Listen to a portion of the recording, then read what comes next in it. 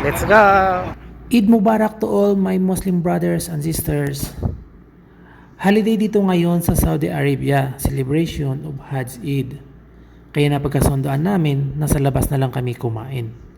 Dito kami sa Barbecue Tonight Restaurant. Isa siyang buffet. Sa halagang 73 riyals ay eat all you can na. From starters, appetizers, and main dish. Ang pinaka nagustuhan ko ay ang grilled chicken, chicken kebab, fish fillet, and grilled fish.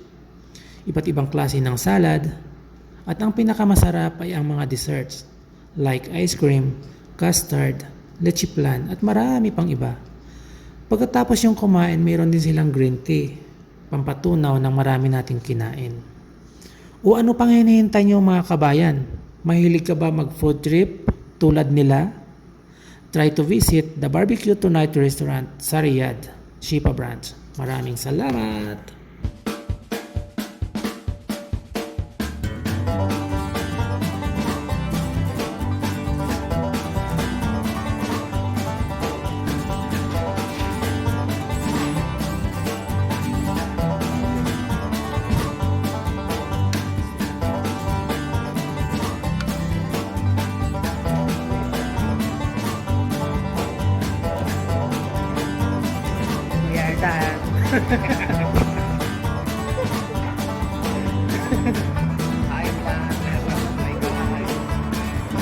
Barbecue tonight.